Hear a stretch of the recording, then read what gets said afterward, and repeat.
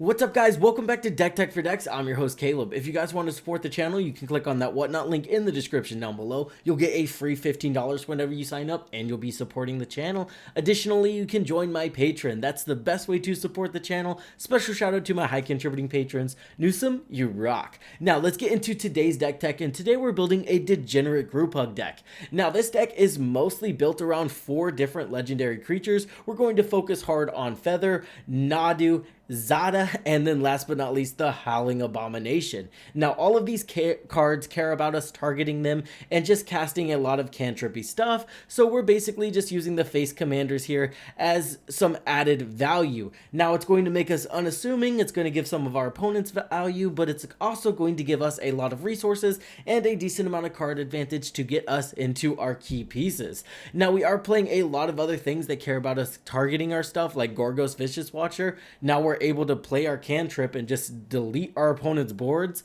and there's just a lot of other funny interactions we have, like Song of Creation. This is a very cool card. You're going to draw a ton of cards. The only problem is you have to discard your hand, but when we have Feather out on the battlefield, we're exiling our entire hand anyway, so we don't really care about exiling our entire hand, and it's just going to draw us into our entire deck. Then we're looking to end out the entire game with something like a Zada, and then anything that buffs our creatures. So if that sounds like a deck tech you want to get into, let's get into this. Let's kick it off by talking about our creatures that want to be targeted. Now Nadu just makes it to where all of our creatures want to be targeted. This guy just generates some insane value. You target something, you draw a card essentially, and if it's a land, you throw it into play. Notably, we're not running anything super degenerate like Lightning Greaves, because that just goes insane with Nadu, and you kind of do draw your entire deck with a meaningful board state. We're just trying to get the value, draw a card whenever we target one of our creatures. Feather the Redeemed, this is going to turn all of our cantrips and all of our cards that target our creatures into reusable resources. The main goal of this deck is to get Feather and Nadu on the battlefield and just go off with stuff like Goldspan Dragon and Stormkiln Artist. The Howling Abomination was also too cool not to include. This guy buffs himself and does a little bit of damage to all of our opponents whenever we cast a spell that targets him, so it's just going to be super fun. Cast a ton of cantrips, draw a ton of cards, and then knock somebody out of the game. Zada Hedron Grinder also slots amazingly into this deck. Not only does he take our cantrips and turn them into cards that say, hey, 1 mana, draw cards equal to the amount of creatures you control. Additionally, there's a couple cards in this deck that are essentially Craterhoof Behemoth with this guy on the battlefield. Ivy Gleeful Spell Thief, this is just to double up on all of our cantrip goodness. Whenever we target any of our other creatures, we're going to get a copy of that spell, and that spell is going to copy Ivy.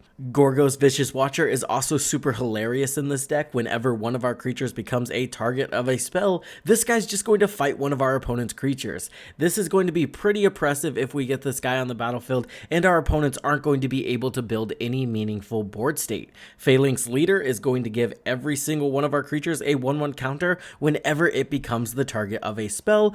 Goldspan Dragon, also amazing here, right? Whenever we target it, we get 2 treasure tokens. That's going to fuel us with enough mana to cast another cantrip. We're also on Stormkiln Artist. The majority of our cantrips are 1 mana, so as long as we have Stormkiln Artist and Feather on the battlefield, we're able to cast all of our cantrips every single turn, and that's just going to be a super powerful synergy. Seasons of Growth is going to make it to where we draw a card whenever we target one of our creatures with one of those cantrips.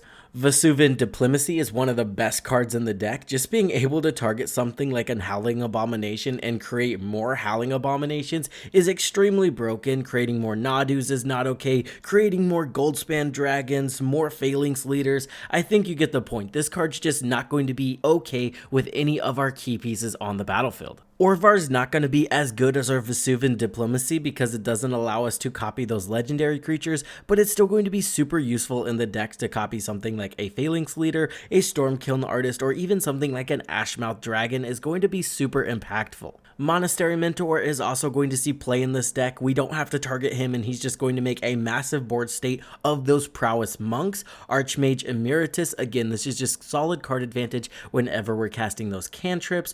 Urbrask is also solid with our cantrip strategy. Now this guy's going to be super solid because we can actually flip him, and he has a cool interaction with Feather. Whenever that 3rd chapter goes off and it allows us to cast our instant and sorcery cards from our graveyard and everybody else's graveyard, as long as we're casting spells that target our creatures and feather is on the battlefield, instead of exiling them from the graveyard, we can actually exile them under feather's ability. So we don't really have to worry about saving our cantrips for when we get feather on the battlefield. We can just chuck them into the graveyard, make sure we cast Urabrask at some point, and then we can get all of those cantrips back into our hand and turn our engine online. Song of Creation, again, this is a really cool card here, really cool interaction with feather. It just is going to make it to where we don't have to discard our hand because our hand's going to be in exile due to feather's ability. It's also worth noting with Song of Creation, feather, and Goldspan Dragon on the battlefield, we can very easily draw a ton of cards with this. I mean, just one rotation and a couple cantrips will have you drawing almost your entire library, getting you the key pieces you need to win the game. Smoldering Egg is also going to be solid here. It's not going to be hard to flip, and then when we do flip it, we get Ashmouth Dragon, which is going to be able to machine gun down all of our opponent's little creatures. Moving on, let's talk about the spells we're playing that target our creatures. First of all, we have Clever Concealment. Now this is going to be perfect in the deck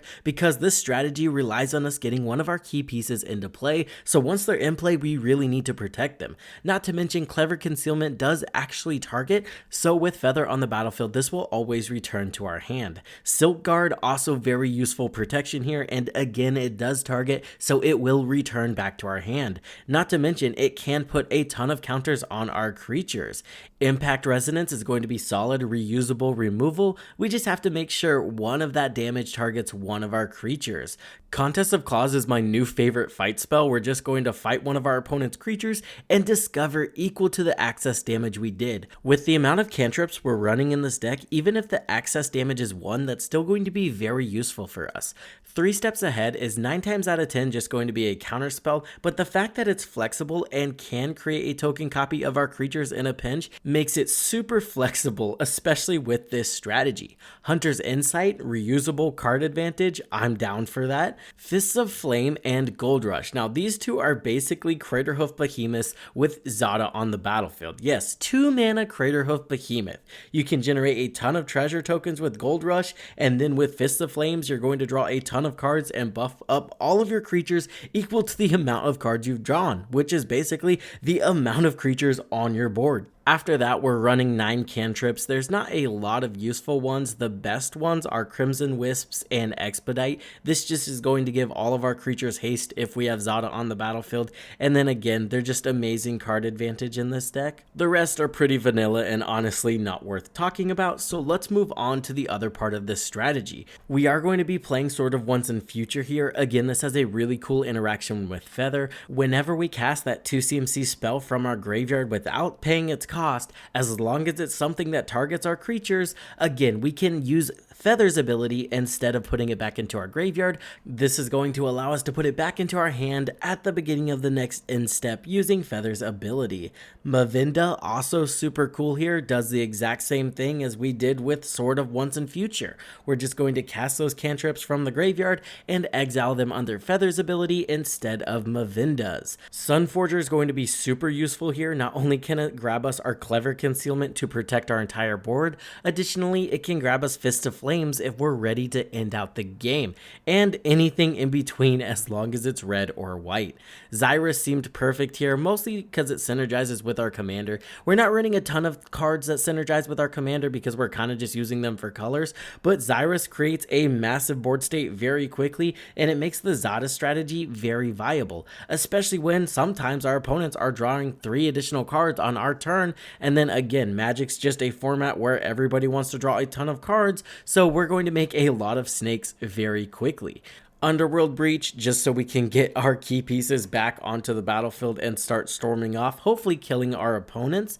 Consecrated Sphinx, again, this synergizes good with the commander. If people choose to draw a card instead of putting a land into play, we're going to draw double the amount of cards they are, making sure we're constantly ahead of our opponents on card advantage. Ascend from Avernus, very useful here. Feather's low CMC, Nada's low CMC, Zada's low CMC, so for something like 7 or 6 mana, mana, we're reanimating all of our key pieces and throwing them onto the battlefield. Smothering Tithe, very good here. We're causing people to draw cards. When we cause them to draw cards, we're generating treasure tokens. Windfall synergizes really good with Smothering Tithe, and Underworld Breach to cause us to keep filling our graveyard with our key pieces, and we're kind of just going to get there from there. Skyclave Apparition and Eternal Witness are really good with either Vesuvian Diplomacy or even Orvar the All-Form. Creating token copies of these, getting those powerful ETBs is very useful here. Then we're on Finale of Devastation, Worldly Tutor, Enlightened Tutor, and Invasion of Ikoria. The only downfall of playing Secret Commander is you have to run the tutors to ensure that you get those secret commanders. That way the strategy works. With that being said, guys, I hope you enjoyed the video. Let me know what you think about this strategy and this deck down in the comments down below. As always, I would like to thank my patrons, Newsome, Excessum, Praetor, and Chicken Salad. You guys are amazing. I hope this helped you guys in your deck building endeavors, and I will see you in the next one.